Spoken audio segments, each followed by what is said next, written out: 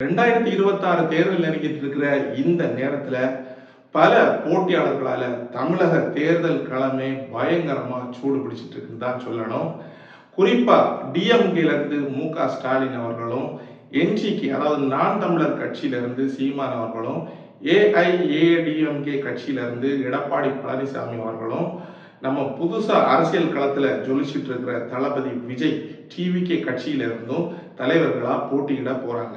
ஒவ்வொரு தலைவர்களும் ஒவ்வொரு கொள்கைகளை தங்களுக்காக வச்சிருக்காங்க. ஸோ இவங்களுக்கு மக்களோட ஆதரவு மற்றும் அவங்களோட உணர்வுகளோட அடிப்படையில் யார் ஜெயிக்கிறதுக்கு அதிகமாக வாய்ப்பு இருக்கு அப்படிங்கிறத சமீபத்திய கணக்கெடுப்புகளை அடிப்படையாக கொண்டு இந்த வீடியோவில் நாம ஆராயலாம். A1 தமிழ் மீடியா சேனலை நீங்க சப்ஸ்கிரைப் பண்ணலைன்னா இப்பவே சப்ஸ்கிரைப் பண்ணுங்க. முதலாவது திமுகவும் மு.க. ஸ்டாலின் அவர்களும். திமுக சேர்ந்த மு.க. ஸ்டாலின் அவர்கள் 2021 இருந்து தமிழக ஆட்சி பொறுப்புல இருக்கிறாங்க. இவங்க பல சமூக திட்டங்கள், உள்கட்டமைப்பு மேம்பாட்டுக்கான திட்டங்களை அறிவிச்சிருக்காங்க. ஸ்டாலின் அவர்களோட தலைமை விசுவாசமான பல ஆதரவாளர்களை அவருக்கு கிடைச்சிருந்தாலும் அவங்க ஆட்சிக்கும் கட்சிக்கும் எதிராக பல விமர்சனங்களும் இருக்கு. நிறைவேற்றப்படாத வாக்குறுதிகள், ஊழல் குற்றச்சாட்டுகள், கட்சியின் குடும்பத்தையும் ஒன்னா பாக்குறது, இப்படி பல விமர்சனங்கள் அந்த கட்சி மேல. திமுக பத்தின கணக்கெடுப்புப்படி நகர்ப்புறங்கள்ல அவங்களுக்கு ஆதரவு இருந்தாலும் கிராமப்புறத்துல உள்ள மக்களோட கவலையை அவங்க நிவர்த்தி செய்வாங்களா அப்படிங்கிற கேள்வி இப்பளும் இருந்துட்டு தான் இருக்கு. இரண்டாவது சீமானும் நாம் தமிழர் கட்சியும். தமிழ் கலாச்சாரம், பண்பாடு, தமிழ் மொழி, தமிழ் தேசியம் இதை பத்தி எல்லாம் அவர் அனல் தெரிக்க பேசுறது பயங்கரமா இருக்கிறது மட்டும் இல்லாம பல இளைஞர்களையும் கவர்ந்திருக்கு. இவங்களோட பலம் சொல்லணும்னா தமிழ் தேசியம், அப்புறம் சுற்றுச்சூழல் பாதுகாப்புக்கு ஆதரவா பயங்கரமான நிலைப்பாடு. கணக்கெடுப்பு என்ன சொல்லுது அப்படின்னா, இளம் வாக்காளர் மத்தியில சீமானுக்கு ஆதரவு ரொம்ப அதிகரிச்சிருக்கு. ஆனாலும் பாரம்பரிய வாக்காளர்களான பழைய வாக்காளர்களை ஆதரவு எடுக்கிறதுல சீமான் ரொம்ப பின்தங்கி. மூணாவதா எடப்பாடி பழனிசாமியும் அதிமுக கட்சியும்.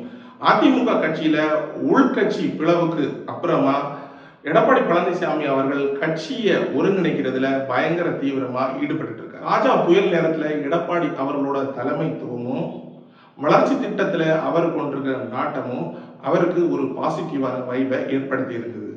இந்த கட்சியோட பெரிய பலவீனமே கடந்த கால ஊழல்களும் உட்கட்சி பூசல்களும் தான். இதுதான் இந்த கட்சியை இப்ப வரைக்கும் ஆட்டி படைச்சிட்டு இருக்கு. கணிப்புகள் என்ன சொல்லுது அப்படின்னா, அதிமுகவுக்கு ஒரு சில மாவட்டங்கள்ல வாய்ப்பு இருந்தாலும் அது இதுக்கு முன்னாடி இருந்த வரவேற்பை பெறுறதுக்கு இப்ப போராடிட்டு தான் இருக்கு. அதாவது இதுக்கு முன்னாடி இருந்த வரவேற்பு இப்ப அதிமுக கட்சிக்கு எங்கேயுமே இல்லை. அதுக்கப்புறமா நடிகர் விஜயும் தமிழக வெற்றி கழகமும்.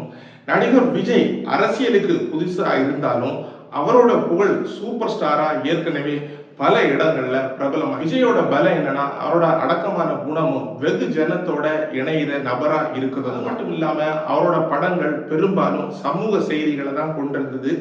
அதனால அது கண்டிப்பா வாக்காளர் மத்தியில எதிரொலிக்கும். அவரோட பலவீனம் என்ன அப்படின்னா அரசியல்ல அனுபவமின்மை மற்றும் தெளிவாக செயல்படக்கூடிய அறிக்கை. கணிப்புகள் என்ன சொல்லுது அப்படின்னா, இளைஞர் மற்றும் முதல் முறை வாக்காளர்கள், அதாவது முதல் முறையா ஓட்டு போடுறவங்களோட சப்போர்ட் முழுமையா விஜய்க்கு இருக்கு. அது மட்டும் இல்லாம பாரம்பரிய கட்சிகளோட ஆதிக்கத்துக்கு சவால் விடுற விதத்துல ஒரு மாற்றாக எல்லாருமே விஜயை தேர்ந்தெடுக்கிறாங்க அப்படின்னு கணிப்புகள் சொல்லுது.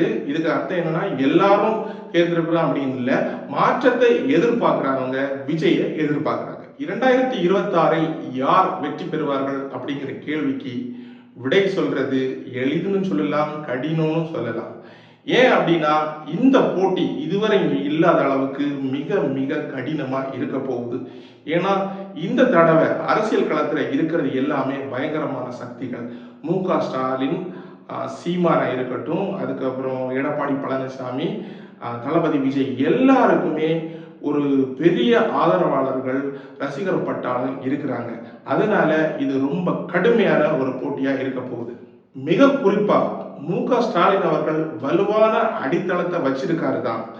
ஆனாலும் ஊழல் குற்றச்சாட்டு, அதுக்கப்புறம் குடும்ப அரசியல், இந்த மாதிரி விஷயங்களை முறியடிச்சு மேல வந்தா அவருக்கு வெற்றி பெறுவதற்கான வாய்ப்பு இருக்கு. சீமானுக்கு இளைஞர்கள் மத்தியில பயங்கரமான வரவேற்பு இருக்குதான்.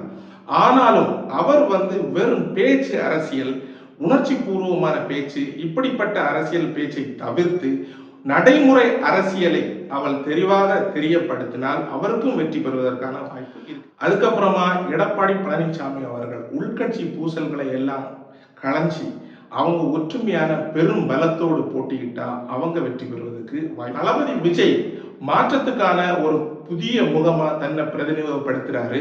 ஆனா அதே நேரத்துல அவரோட புகழை ஓட்டுகளை எப்படி மாத்தணும் அப்படிங்கிற திறமைய அவர் தெரிஞ்சுக்கணும். அப்படி தெரிஞ்சுக்கிட்டா விஜய் ஜெயிக்கவும் கண்டிப்பா வாய்ப்பு இருக்கு. 2026 தேர்தல் ஆளுமைகள் மட்டுமல்ல, நமது மாநிலத்தின் எதிர்காலத்தை பற்றியது. பலவிதமான கட்சிகளும் தலைவர்களும் இருக்கிறார்கள். பாரம்பரிய கட்சி, குடும்ப கட்சி, அதுபோக தமிழ் தேசியம், தமிழகம் பேசுகின்ற கட்சி, மாவட்ட வளர்ச்சிக்கான கட்சி, அதுக்கப்புறமாக மாற்றத்துக்கான கட்சி, இப்படி பலரும் களத்தில் இருக்கிறார்கள். யாருக்கு நாம் ஓட்டு போட வேண்டும், யாரை தேர்ந்தெடுக்க வேண்டும் என்பது நம்ம உரிமையா இருந்தாலும் உணர்வு பூர்வமா இல்லாம அறிவுபூர்வமா தேர்ந்தெடுப்போம்னா நிச்சயமா இந்த ஜனநாயகத்தோட சக்தி மக்களாகிய நம்மளோட கையில தான் இருக்கு அப்படிங்கிறத நாம நிரூபிக்க முடியும்.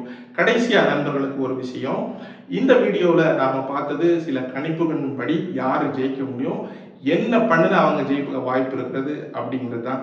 ஸோ நீங்க எந்த கட்சியில இருந்தாலும் உங்க தலைவருக்காக மட்டும் ஓட்டு போடாம யார் நல்லது செய்வாங்க, யார் ஒரு மாற்றத்தை கொண்டு வர முடியும் அப்படின்னு பார்த்து வாக்களிங்க. வீடியோ பார்த்த எல்லாருக்கும் நன்றி. இந்த வீடியோவை லைக் பண்ணி ஷேர் பண்ணுங்க, பிடிச்சிருந்தா சப்ஸ்கிரைப் பண்ணுங்க.